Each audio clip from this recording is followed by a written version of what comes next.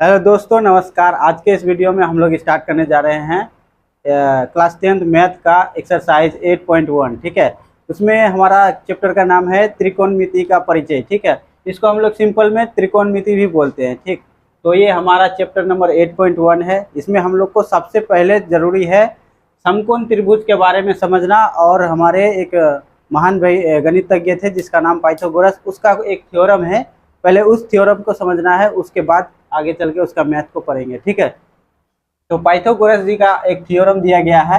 उसके थ्योरम में क्या कहा गया है आप देख सकते हैं।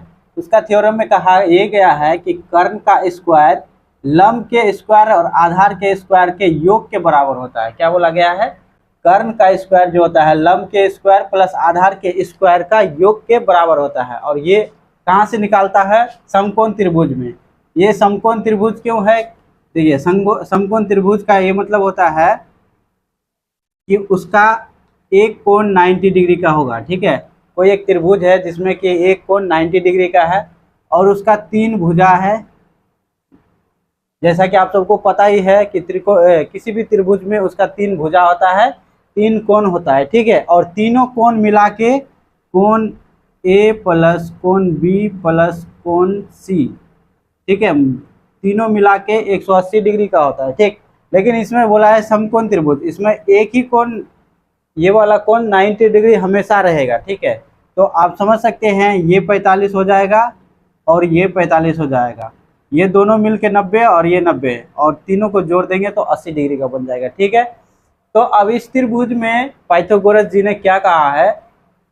उन्होंने ये कहा है कि अगर 90 डिग्री के सामने वाला जो सबसे बड़ा भुजा है, ये जो सबसे बड़ा भुजा है ये हमेशा 90 डिग्री के सामने रहेगा। ठीक है, ये भुजा हमेशा कर्ण कहलाएगा। क्या कहलाएगा? कर्ण, जिसको हम लोग इंग्लिश में हाइपोटेनस कहते हैं। ठीक है, इसको हम लोग सिंपल एच से डिनोट करते हैं। ठीक, उसी तरह से अब ये तो समझ लिए कि ये सबसे बड़ा भुजा होता है कर्ण। ठीक है, अब यहाँ पे दो और भुजा बच जा रहा है।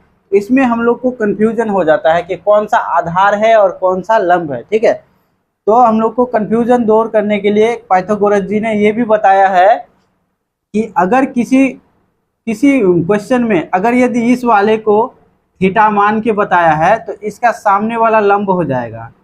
ठीक है, अगर किसी क्वेश्चन में इस वाले कोण को अगर थीटा माना है तो इसके जो जस्ट सामने वाला भुजा हो जाएगा वो लंब हो जाएगा और जो बाकी बच जाएगा वो आधार हो जाएगा। ठीक, अगर कोण इसमें दिया है तो ये लंब हो जाएगा, ये आधार हो जाएगा, ये तो हमेशा कर्ण रहेगा ही। ठीक है, अगर दूसरा एक और क्वेश्चन दे दिया आप लोगों को कि ये ए है, बी है, सी है, ये तो हमेशा 90 डिग्री रहेगा ही।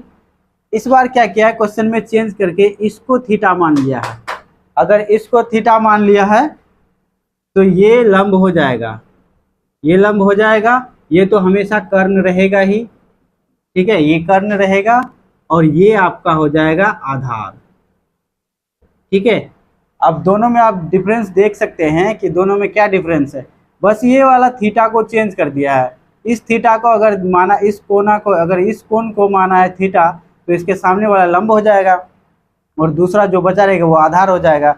उसी तरह से इस वाले को अगर थीटा मान लिया जाए तो इसके सामने वाला लंब हो जाएगा और जो बाकी बचा रहेगा वो आधार हो जाएगा। बाकी ये तो सबसे बड़ा भुजा कर्ण होता ही है। ठीक है, तो इसी फॉर्म, अब इसी के अनुसार जैसे यहाँ पे देखो, कर्ण वाला भुजा का नाम क्या है? ए सी। कर्ण का क्या नाम है? ए सी। तो कर्ण के जगह में हम लोग ए सी रख दिए हैं और उसका स्क्वायर था तो स्क्वायर चढ़ा दिए हैं। ठीक है, अब यहाँ पे क्या पूछ रहा है? लंब। अब यहाँ पे देख सकते हैं हम लोग थीटा किसको माने हैं? इस वाले को ना, पहला टर्म में, ये फर्स्ट टर्म है। ठीक है, ये सेकेंड टर्म है, ये पहला है, ये दूसरा है। ठीक, तो इसको अगर थीटा मानेंगे तो लंब कौन हो जाएगा? ए और बी लंब हो जाएगा। तो लंब के जगह में हम लोग ए बी बिठा दिए हैं और आधार क्या हो जाएगा? बी और सी हो जाएगा, ये हो जाएगा आधार। ठीक है, तो अब हम लोग क्या करेंगे? देखिए, कर्ण का स्क्वायर जो है लंब का स्क्वायर प्लस आधार का स्क्वायर के योग के बराबर है, यानी दोनों का जोड़ के बराबर ये अकेले हो जाएगा। ठीक है, अब हम लोग क्या करेंगे? इसका स्क्वायर हटाएंगे। जब भी किसी चीज़ का, मान लीजिए यहाँ ए है स्क्वायर है और यहाँ बी स्क्वायर है, अगर इसका स्क्वायर हम लोग हटाते हैं तो क्या होता है? इस साइड आके रूट चढ़ जाता है। सेम टू सेम यहाँ पे हम लोग किए हैं, इसका स्क्वायर हटाएं तो इस साइड में जाके क्या हो गया, रूट चढ़ गया। ठीक है, उसी तरह से अब हम लोग इसको क्या मानते हैं, ए और सी वाला भुजा है वो क्या है, उसका वैल्यू क्या है, एच दिया हुआ है। ठीक, तो एच बिठा दिए हैं, सेम टू सेम इस वाले फॉर्मूला में बिठाए एच। और ए बी को हम लोग क्या बोले हैं, इसका वैल्यू क्या है, पी है, पी बिठा दिए हैं। उसी तरह से यहाँ आधार है, आधार को क्या बोले हैं, बेस यानी कि बी। उसी तरह से यहाँ पे एच का स्क्वायर हटाए हैं तो ये क्या चढ़ गया, इधर आके रूट चढ़ गया, root under P square plus B square.